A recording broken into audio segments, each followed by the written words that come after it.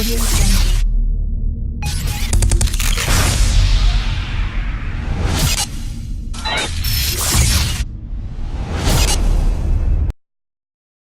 ये आकाशवाणी है। समय में प्रस्तुत है भारत कंबोडिया द्विपक्षीय संबंधों पर चर्चा। इसमें भाग ले रहे हैं पूर्व विदेश सचिव शशांक और पत्रकार सिमरन सोढ़ी। कंबोडिया के प्रधानमंत्री हुन सेन जो भारत की यात्रा पर आए हुए हैं, उन्होंने आज प्रधानमंत्री नरेंद्र मोदी से बातचीत की। दोनों लीडर्स ने बातचीत के बाद मीडिया में अपने स्टेटमेंट भी दिए और ये मीटिंग आज की आसियान इंडिया समिट जो थर्सडे को हुई थी उसके बाद हुई है। और हमने ये भी देखा 26 जनवरी को 10 आसियान लीडर हमारे चीफ गेस्ट बने। एम्बेसडर शशांक, जब आप कंबोडिया के प्रधानमंत्री की जो स्टेट विजिट जो आज शुरू हुई उसको देखते हैं, तो ये जो एक रिश्ता है भारत का आसियान के देशों के साथ, इस रिश्ते को आज आप कैसे देखते हैं? मैं कहूंगा कि ये काफी परिपक्व हो चुके हैं। 25 साल इनको हो गए हैं, इसलिए कमेमोरेटिव शिखर सम्मेलन हुआ।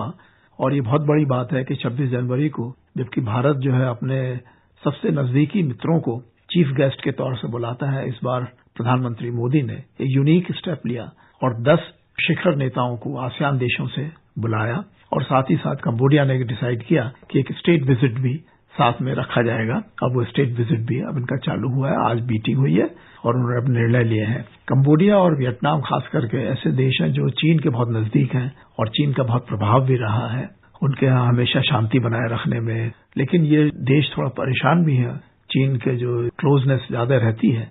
तो इसलिए मैं समझता हूं कि भारत के साथ में कंबोडियन प्राइम मिनिस्टर का विजिट बहुत महत्वपूर्ण है। और भारत के और कंबोडिया के बहुत पुराने रिश्ते रहे हैं। जो सबसे बड़ा मंदिर माना जाना चाहिए अंकोर वाट, विश्व में सबसे बड़ा मंदिर कंबोडिया के अंदर है।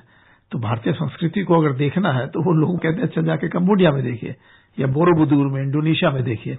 तो ये बहुत बड़ी बात है। इसलिए कंबोडिया और भारत को उनके सांस्कृतिक रिश्तों को दोबारा से रिन्यू करने के लिए और जहां जहां एरियाज में मदद की जा सकती है आपस में, उसके लिए बहुत अच्छा है उनका विजिट। आसियान देशों का तो खैर जो आपने कहा कि 26 जनवरी का बहुत स्पेशल मौका होता है।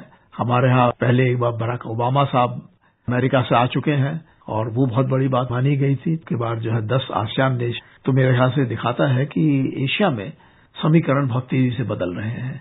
और जिस प्रकार से जो नई चिंताएं हैं, चाहे चीन के बहुत तेजी से बढ़ती हुई ताकत या आतंकवादियों के एशिया में और भारत के अंदर अपना ज्यादा प्रभाव बढ़ाना, इन सब में जो है इन देशों को आपस में मिलकर काम करने का बना है। और एक जैसे नया एरिया बनाया गया, इंडो पैसिफिक का नया कॉन्सेप्ट निकला है और उसमें अमेरिका ने भी, जापान ने भी और ऑस्ट्रेलिया ने बहुत कोशिश करी है कि भारत को साथ में मिलाया जाए।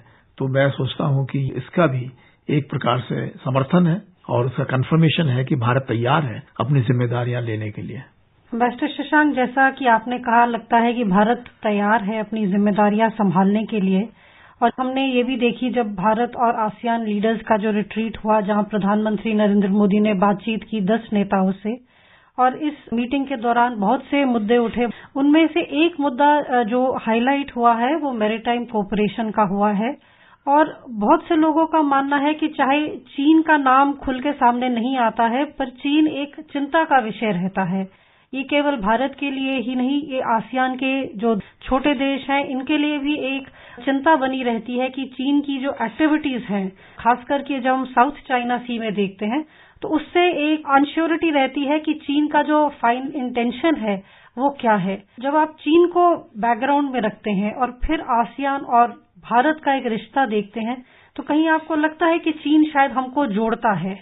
देखिए, चीन इस समय बहुत बड़ी ताकत बन चुका है। आर्थिक शक्ति तो है ही, लेकिन साथ ही साथ उनके और भी कैपेबिलिटीज साइंटिफिक रूप में, मिलिट्री उसमें, और जिस तरीके से साउथ चाइना सी में उन्होंने आइलैंड बिल्डिंग एक्टिविटीज रखी हैं, वहां पर कंक्रीट स्ट्रक्चर्स बनाए हैं, अपने सबमरीन्स को वहां स्टेशन करने का प्रोग्राम बनाया है, एयर बेसिस बनाए हैं। तो मैं सोचता हूं कि आसियान के देशों में थोड़ी चिंता तो है ही, क्योंकि उनमें से कुछ देश ऐसे हैं जो उस एरिया को कंटेस्ट करते हैं साउथ चाइना का। फिलीपींस तो जो है अंतर्राष्ट्रीय जो एक ट्राइब्यूनल है यूएन के law of the sea conference के मातहत, उसमें वो गया भी और जीत भी गया। लेकिन उसके बाद उन्होंने कहा कि नहीं, चीन के साथ मिलकर हम अपने रिश्ते सुधारना चाहेंगे, न कि किसी तरीके से लड़ाई करके। तो ऐसे में एशिया के देशों के लिए एक नई जिम्मेदारी बन गई है कि किस तरीके से आपस में अपने रिश्तों को मजबूत बनाया जाए, जिससे संदेश जाए चीन जैसे देश के लिए कि आपके पास जरूर बड़ी ताकत हो गई है, लेकिन हम सबको मिलजुल के रहना चाहिए। चीन ने हमेशा से यही सबको मैसेज दिया है कि वो पीस में रहना चाहते हैं, अपने शांति से रहना चाहते हैं अपने पड़ोसियों से, लेकिन धीरे धीरे वो कुछ बात बदल रही थी। तो हमको अब सब मिलजुल कर फिर से चीन को उसी सीधे रास्ते पर रखना आवश्यक है, और उसके लिए इंडिया और आसियान के जो आपस में ये नजदीकियां बढ़ेंगी, खास करके मैरीटाइम कोऑपरेशन में, और वो बहुत आवश्यक होगा कि इस तरीके से हम लोगों के शिप्स वगैरह आए जाएं, हमारे नेवल कोऑपरेशन बढ़े, एयर एक्सरसाइजेज वगैरह बढ़े, तो मेरे ख्याल से बहुत अच्छी बात रहेगी।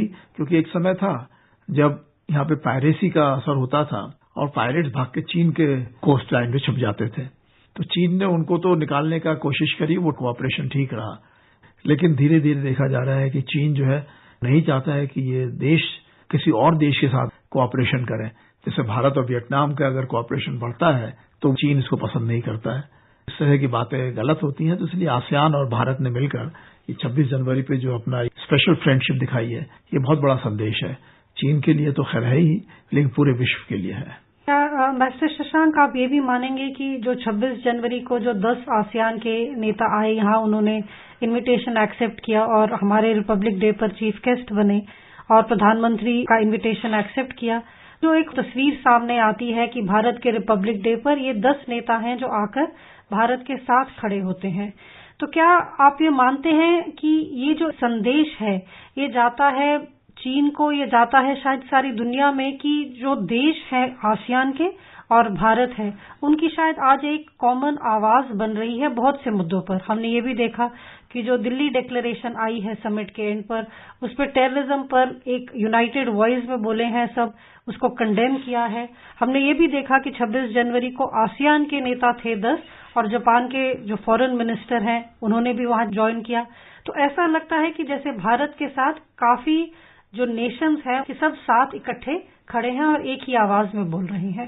आपने बिल्कुल ठीक कहा। मैं मानता हूं कि ये हमारे प्रधानमंत्री मोदी जी का, उनके जो विदेश नीति का जो उन्होंने बहुत एक्टिवली परस्यू किया है और ये एक्ट ईस्ट पॉलिसी जो उन्होंने शुरुआत की थी, उसका एक तरीके से अफर्मेशन है कि 26 जनवरी पे हमने इन देशों के नेताओं को, बल्कि नेताओं ने सब बात मान ली अच्छे तरीके से, और ये मीटिंग हुई।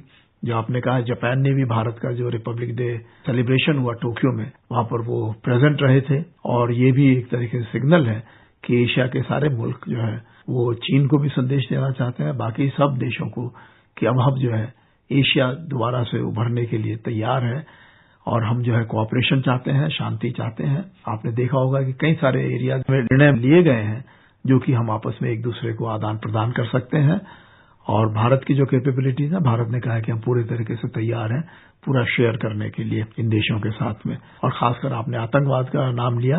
आतंकवाद में हमने देखा है कि पाकिस्तान से भी आतंकवाद फैल रहा है सब देशों में, और भी जो दाइश और ये जो इस्लामिक स्टेट के लड़ाकू हैं जो इन देशों से गए थे वहां लड़ाई करने के लिए, वापस लौट कर एशिया के देशों में आ रहे हैं और बहुत तेजी से उनकी सोसाइटीज को डिस्टेबलाइज करने की कोशिश कर रहे हैं। तो ऐसे में भारत और ये सब देश जो है जहां पर सब समुदाय मिलजुल कर रहते हैं, बहुत आवश्यक है कि हम इसको चालू रखें। चीन ने जो इस बात को पूरे तरीके से नहीं प्रमोट किया है और पाकिस्तान को और उत्तर कोरिया को काफी समर्थन दिया है, तो उनके लिए भी मैसेज है कि बाकी सब एशिया के देश कुछ दूसरी दिशा में जाना चाहते हैं।